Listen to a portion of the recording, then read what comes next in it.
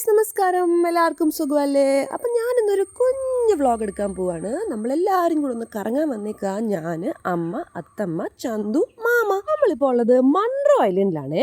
Munro തുരുത്ത് നമ്മുടെ save the date സമയത്ത് പോയി ഫോട്ടോ എടുക്കാൻ വെച്ചിരുന്ന ഒരു പ്ലേസ് ആയിരുന്നു. പക്ഷെ അന്ന് പോകാൻ പറ്റില്ല, അതുകൊണ്ട് നമ്മൾ ഇന്ന് എത്തിയിരിക്കുക. മൺട്രോ തുരുത്ത് ആക്ച്വലി കൊല്ലത്തുള്ളൊരു പ്ലേസ് ആണ്. നമ്മുടെ വണ്ടി വന്ന് ഇറങ്ങിയിട്ട് ഈ റെയിൽവേ ട്രാക്ക് ക്രോസ് ചെയ്ത് നമ്മൾ ഇപ്പുറത്ത് ഇറങ്ങിയത് ഒരു ഇച്ചിരി താമസിച്ചായിരുന്നെങ്കിൽ ഈ വണ്ടി നമ്മുടെ വണ്ടി കൂടെ കയറി ഇറങ്ങിയാണ്. നമ്മൾ മാപ്പിൽ മൺട്രോ തുരുത്ത് നിന്നിട്ട് നേരെ ഇങ്ങി പോന്നു. വണ്ടി വന്ന് നിന്ന സ്ഥലത്ത് ഞങ്ങൾ ഇറങ്ങി. ഇത് അവിടെ ഒരു ചേട്ടൻ കണ്ടു. പുള്ളിയാണ് പറഞ്ഞത്, നിങ്ങളെ ഏറ്റവും ബ്യൂട്ടിഫുൾ വഴിയിലൂടെ ഞാൻ കൊണ്ടുപോകാം, അടിപൊളി എക്സ്പീരിയൻസ് തരാം, 1000 രൂപ തന്നാൽ മതി. അതിന് ശരിക്കും ഒരുപാട് വെള്ളമുള്ളിടത്ത് ബോട്ടിലൂടെ പോകാനായിരുന്നു താല്പര്യം. പക്ഷെ നമ്മളിപ്പോൾ പൊയ്ക്കൊണ്ടിരിക്കുന്ന വള്ളത്തിലൂടെ ചെറിയ അരുവിയിലൂടെയാണ്.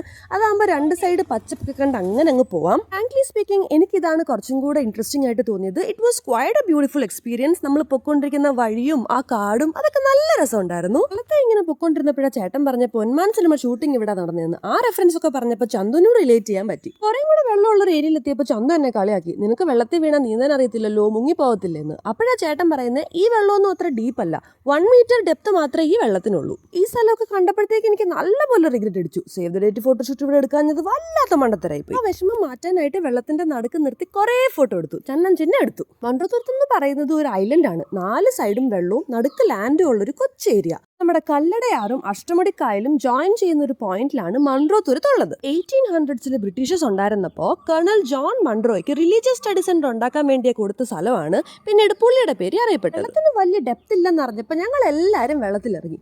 അപ്പോൾ ഈ ചേട്ടൻ കക്ക വാരുന്ന എങ്ങനെയാന്ന് കാണിച്ചു തന്നു. എനിക്കിതൊരു പുതിയ എക്സ്പീരിയൻസ് ആണ്. എനിക്ക് ശരിക്കും പറഞ്ഞാൽ കക്ക കഴിക്കാൻ നല്ല ഇഷ്ടമാണ്. പണ്ട് കോളേജിലുണ്ടായിരുന്ന സമയത്ത് എന്തോ ആണ് ഞാനത് കഴിച്ചിട്ടുള്ളത്. ഇവർക്കാർക്കും കക്ക എന്താന്ന് പോലും അറിയത്തില്ല. വള്ളം ചേട്ടൻ ഇത് വാരുന്ന കണ്ടപ്പോൾ മാമയ്ക്ക് വല്ലാത്ത എക്സൈറ്റ്മെന്റ്. പുള്ളിക്കാണെങ്കിൽ അതങ്ങ് ഇഷ്ടപ്പെട്ടു. പിന്നെ കുറേ നേരം അവിടെ നിന്നിട്ട് കക്ക വാരി. അവസാനം ചന്തുവും വന്നു. ചന്തു പക്ഷെ അത്ര എക്സ്പേർട്ട് അല്ലായിരുന്നു. അവൻ അത്ര ജീവനുള്ള കക്കളൊന്നും കിട്ടിയില്ല. കക്ക വാരുന്നതിന് ഒരു പ്രത്യേക സ്കില്ല് വേണമെന്ന് ഞങ്ങൾക്ക് അങ്ങനെ മനസ്സിലായി. ഈ വെള്ളവും പച്ചപ്പും ഇവിടുത്തെ ബ്യൂട്ടിയും ഒക്കെ എല്ലാവർക്കും വല്ലാതെ അങ്ങ് ഇഷ്ടപ്പെട്ടു. റിട്ടയർമെന്റ് പ്ലാൻ ആയിട്ട് ഇവിടെ തന്നെ കുറച്ച് സ്ഥലം വാങ്ങിച്ച് സെറ്റിൽ ആയാലോ എന്ന് വരെ മാമ പറയുന്നുണ്ടായിരുന്നു. പക്ഷെ ഇവിടുത്തെ ആൾക്കാർ തന്നെ ഇവിടം വിട്ട് പോവാന്ന് കേട്ടപ്പം താമസിക്കാൻ പറ്റിയൊരു സെറ്റപ്പ് അല്ലെന്ന് ഞങ്ങൾക്ക് മനസ്സിലായി. പക്ഷെ ഒരു ട്രിപ്പ് അടിക്കാനായിട്ട് ഫ്രണ്ട്സ് ആൻഡ് ഫാമിലി ഒക്കെ ആയിട്ട് വന്ന് കറങ്ങിയെടുത്ത് പോകാനായിട്ട് പറ്റിയൊരു പ്ലേസ് ആണ് മൺട്രോ തുരുത്ത്. ഒരു മസ്റ്റ് വിസിറ്റ് പ്ലേസ് എന്ന് തന്നെ പറയാം.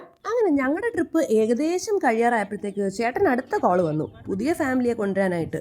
പുള്ളി ഒരു അസാധ്യ തൊഴിൽക്കാരൻ തന്നെ. അങ്ങനെ ഞങ്ങളുടെ യാത്ര അവസാനിച്ചിരിക്കുകയാണ് guys. You should also come and visit this place once in your life. It was a wonderful experience. അപ്പോൾ see you until next time. Bye bye.